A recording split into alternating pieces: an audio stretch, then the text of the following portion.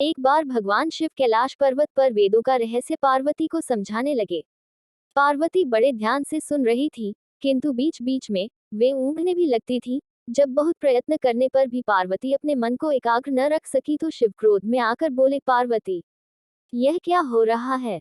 मैं तुम्हें इतना गूढ़ रहस्य समझा रहा हूँ और तुम हो कि झपकियां ले रही हो। तुम में तो इतनी ही बुद्धि है जितनी किसी मछुए की स्त्री में। जाओ, मृत्युलोक में किसी मछुए की स्त्री के रूप में जन्म लो। शिव के शाप से पार्वती उसी क्षण वहां से गायब हो गई। बाद में शिव को बहुत पछतावा हुआ कि यह मैंने क्या किया। जिसका स्नेह मेरे लिए अगाध था, उसी को मैंने आवेश में आकर त्याग कर दिया।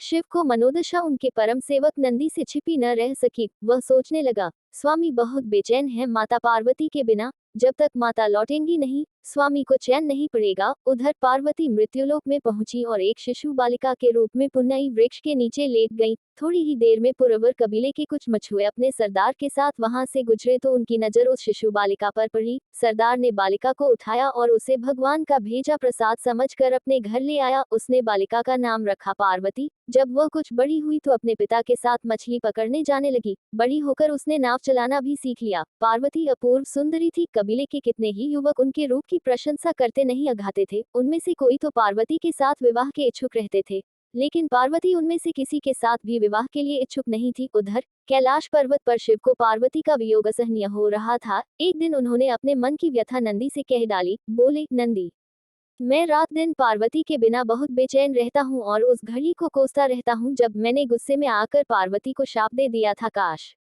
उस समय मैंने धैर्य से काम लिया होता। नंदी ने हाथ जोड़कर कहा, स्वामी, तब आप पृथ्वी पर जाकर उन्हें ले क्यों नहीं आते?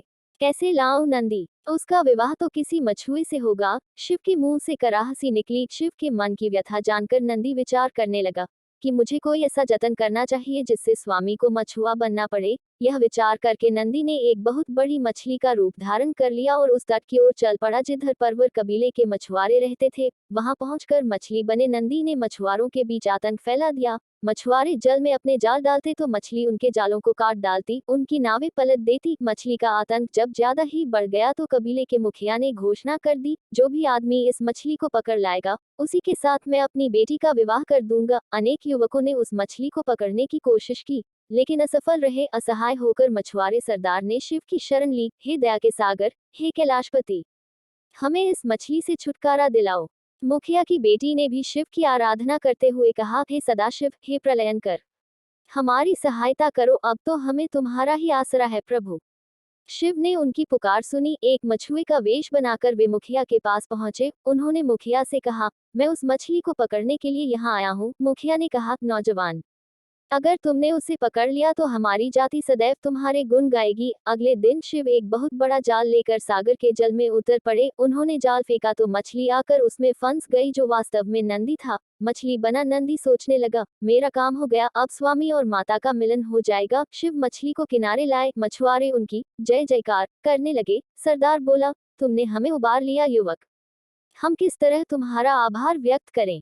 फिर वचन के अनुसार मछुआरे सरदार ने बड़ी धूमधाम से अपनी पुत्री का विवाह उस युवक के साथ कर दिया। मछुआरे शिव और मछुआरिन पार्वती के विवाहोपरांत नंदी अपने असली रूप में प्रकट हो गया और उन्हें अपनी पीठ पर बैठाकर कैलाश पर्वत ले आया। शिव की अंतर्वेदना दूर हो गई और पार्वती शाप से मुक्त हो गई। जीवन चक्र पहले की ही तरह चलने लगा।